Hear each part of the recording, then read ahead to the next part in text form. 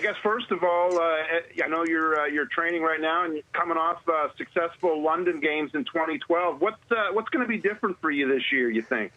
I'm not sure. I think going into this games, I think the experience of having already been to an Olympics is definitely going to help a lot. I learned so much in London, and I've just learned so much over the past 4 years about myself as a person and an athlete, and I think that's really going to contribute to hopefully what I can do this summer. Yeah, and it's been fun to follow you as along with this on your journey and from afar. But I know why you're here today. They may not win gold medals and get all the accolades, but you're working with Minute Maid now to kind of honor champions of another sort, everybody's parents, and I think that's great. Thank you. Yeah, it's been an absolute blast, being able to partner with Minute Maid and to have this campaign really start off our partnership has been so special, and my parents have always been such a huge part of my life, so to be able to do something like this and give back to them a little bit has meant the world to me. Your parents have had to sacrifice a lot to help you get where you are. When did you have you been appreciative all along, or when did did it kind of hit you like, wow, look at all they've done? I think hopefully, you'd have to ask them, but I think hopefully I've been pretty appreciative the entire journey. That's just something that's always been very important to me, is I've always seen how much my parents have given me and how much they've given up for me to be able to follow my dreams. And so I always make sure that I say thank you for driving me to practice, for making me dinner. Like, there's the smallest things that they do that they really don't have to, that they're doing just to go the extra mile of being amazing parents. Can you think of, and not putting you on the spot, but can you think of one specific instance where maybe your mom or your dad really came through for you in the clutch? Maybe you were having a downtime, or you were struggling a little. Do you have a little story to tell on that? Honestly, that kind of happens like daily in our household.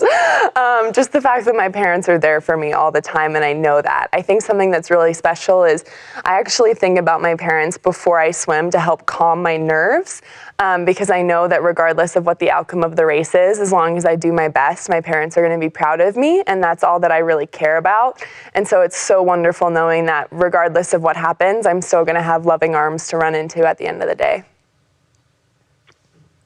The last couple years, you also kind of had an education of another sort. You spent in college. How did that help you grow as a person and as an athlete as well?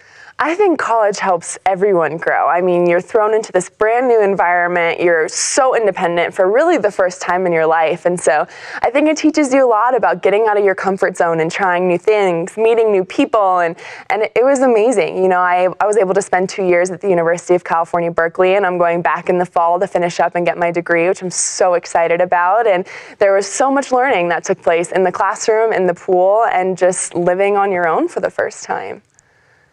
Yeah, college is a different environment. Absolutely. And you spend time there learning. Do you think the other students and maybe professors were able to learn something from you as well? Did they ask you to share your experiences, or were you kind of just the average freshman, sophomore college student? I would say very average. When you're thrown in with a group of 35,000 undergrad, you blend in pretty well. And I'm a firm believer that, you're treated the way, you put out that you want to be treated. And so I made sure that, I was just an average freshman and sophomore in college, stressing about midterms and spending 8 hours in a cafe somewhere, and I absolutely love that. But I think everyone is just so passionate about what they're doing that everyone's just kind of focused on what they're doing, and I was very under the radar. Yeah, eating ramen noodles, coffee all night, that's all part of being a exactly. college student. I'm based and located here in Atlanta, which is an Olympic city, and people here are still very passionate about the Olympics and still remember 1996. Mm-hmm. Do you find when you go to a city maybe that has hosted an Olympic game, or is somewhat associated with the Olympics, do you find that the fans are even more passionate, more educated about the Olympic Games, or more into it than just the average city? It's so cool being an Olympic athlete because you are able to see the Olympic fans and the passion that they have for it. And I think it's just so spread out, you know, this incredible joy about the Olympics and this excitement that it comes with. But there's always something special about going to a city that's hosted the Olympics before and having everything still there and the pride of having hosted that city, and especially Atlanta having done such an amazing job hosting it. You know, it's so special to go back there and to feel that pride still alive every day. Yeah, it's the people here are so passionate. I know a lot of big fans use, and Atlanta's a big swimming community as well. So a lot, and University of Georgia has a really good swimming program. An incredible one. Big area of the country for swimming. Yeah, absolutely. You said it. The University of Georgia has an amazing program, one of the best in the country for so many years now. Some of the best coaches there, and the athletes on that team are just amazing. It's been an honor swimming against them. It was a blast swimming against them while I was at Berkeley, but there's something definitely special about going to Atlanta and being able to swim there. When you're going to be in Rio or when you were in London and you step away from your events, I know the swimming is very time consuming. What's maybe a couple of the other Olympic events that you would like to watch in person? Well, when I was in London, I got to go to a track and field event and to a gymnastics event, which was super fun. I would love to go to a beach volleyball event.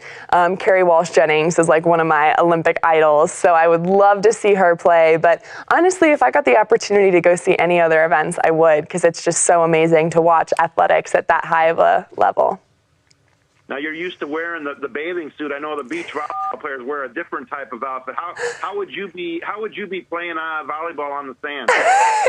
You know, I've always said if I wasn't a swimmer, I'd probably be a beach volleyball player. I love volleyball. I think I would need to up my coordination a little bit for running in the sand. That's maybe not quite there, but I could have some time to work on it.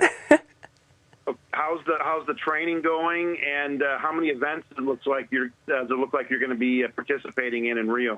So training's going really, really well right now. It's been a blast and it's been so hard, but we're really just grinding every single day. And event-wise, you know, we haven't really talked too much about it. We have a very general idea of what we want to do, but going into trials, I'll be doing the backstrokes and freestyles, and the goal is just to hopefully get on all 3 relays again for this summer. Yeah, the relays are some of the most fun events to watch. Absolutely. I know you're competing against a lot of the girls on the team. Are you guys pretty close, you know, in the pool and then out of the pool as far as socializing, hanging out? I know you're all going through the same thing. Is Absolutely. that kind of a bond you guys have? It is, without a doubt. Our team is so close, and it's just so special, you know, having, you know, you said it, to compete against each other and yet also compete with each other. I think that's something that's really unique, but we're all so close, and it's a special bond that you don't get to share with everyone.